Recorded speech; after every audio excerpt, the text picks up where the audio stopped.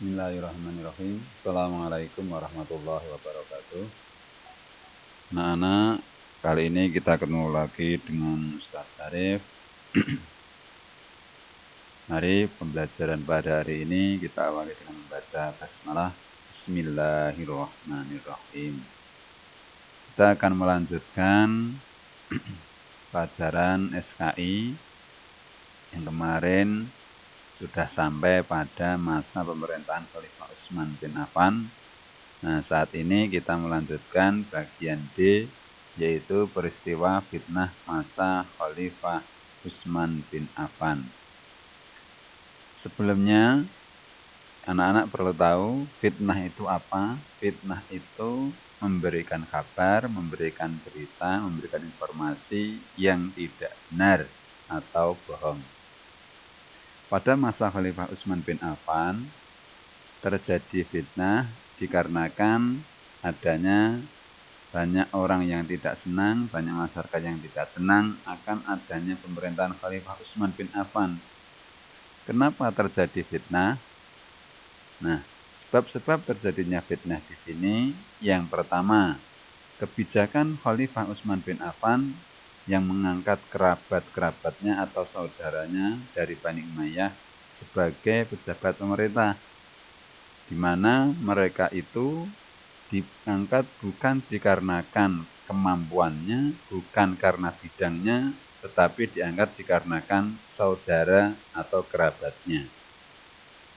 Yang kedua, hilangnya pengaruh kaum Ansor di Madinah dan Bani Hashim. Kaum Ansor di Madinah ini adalah kaum yang menerima hijrahnya para sahabat kaum muslimin dari Makkah ke Madinah. Dan Bani Hashim ini adalah Bani keturunan Nabi Muhammad SAW. Nah, dua kaum ini tidak memiliki pengaruh sama sekali. Padahal dua kaum ini yang memiliki agama, yang memiliki ilmu tentang Islam yang sangat kuat atau pandai. Tetapi mereka sudah tidak memiliki pengaruh pada masa pemerintahan Khalifah Utsman bin Affan ini. Kemudian yang ketiga, pengangkatan Marwan bin Hakam yang tidak disukai oleh kaum muslimin. Kenapa tidak disukai? Karena Marwan bin Hakam ini adalah orang yang sering mementingkan dirinya sendiri dan mementingkan kelompoknya, bukan mementingkan umat, bukan mementingkan kaum muslimin. Inilah tiga hal yang menjadikan Khalifah Utsman bin Affan ini tidak disukai atau banyaknya fitnah di kalangan kaum muslimin.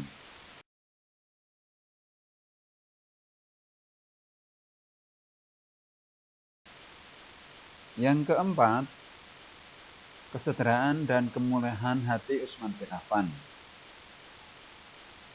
Utsman bin Affan memiliki sifat itu, sangat percaya kepada Marwan bin Hakam yang diangkat tadi. Ini membuat keadaan pemerintahan semakin buruk. Akibatnya banyak orang yang membuat kerusuhan di daerah yang seharusnya Utsman bin Affan turun sendiri ke wilayah-wilayah yang terjadi kerusuhan.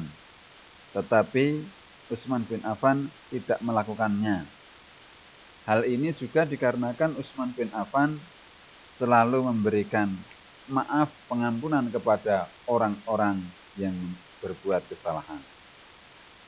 Yang kelima, pembuangan Abu Dzar Al-Ghifari, orang yang solih, orang yang baik, ini diasingkan ke desa Rabadah, di mana Abu Dzar ini adalah membela Islam, yang berdakwah jihad Islam, tetapi diasingkan oleh Khalifah Utsman bin Affan. Yang keenam, fitnah dan hasutan orang-orang munafik yang menyebarkan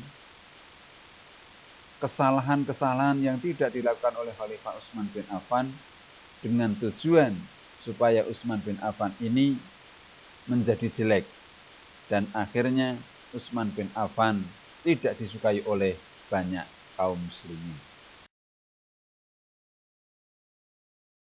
Anak-anak, setelah munculnya fitnah-fitnah di antara kaum muslimin, maka terjadilah pemberontakan-pemberontakan dalam kekhalifahan Utsman bin Affan ini,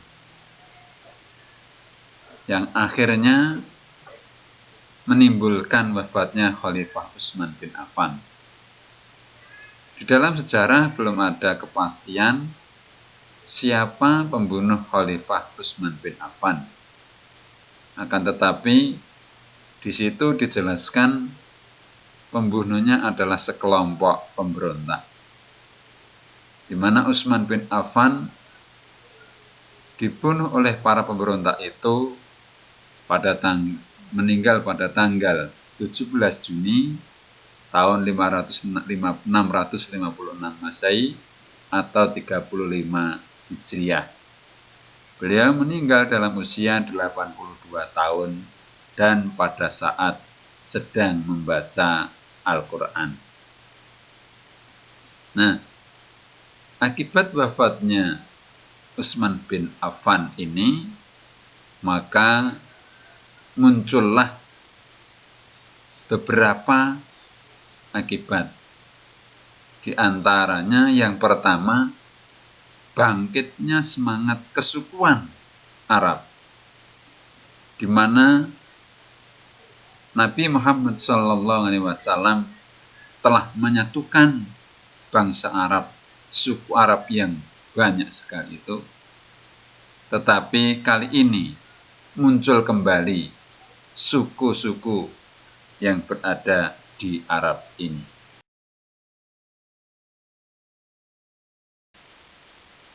Yang kedua, perpecahan umat Islam.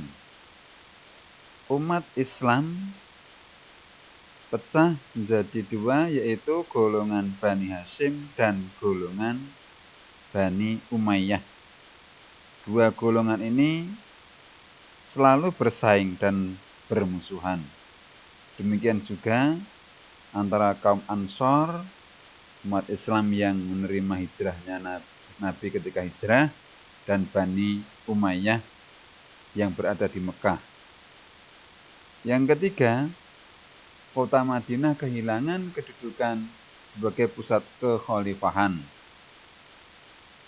di mana pusat kekhalifahan sudah dipindahkan oleh Khalifah Utsman bin Affan ke Kufah dan Damaskus. Keempat, gerakan perluasan Islam mengalami kemunduran.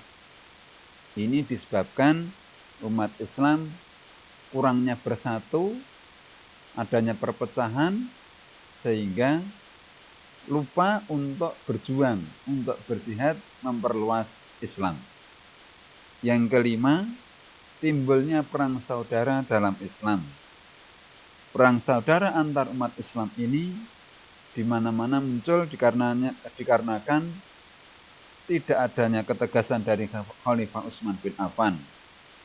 Ada beberapa golongan yang muncul, di antaranya Sunni, Syiah, dan Khawarij. Demikian anak-anak pembelajaran untuk kali ini. Untuk itu marilah kita akhiri pembacaan hamdalah bersama-sama. Alhamdulillahirrabbilalamin. Untuk selanjutnya nanti anak-anak ada tugas yang kami sampaikan lewat WA melalui wali kelas masing-masing. Assalamualaikum warahmatullahi wabarakatuh.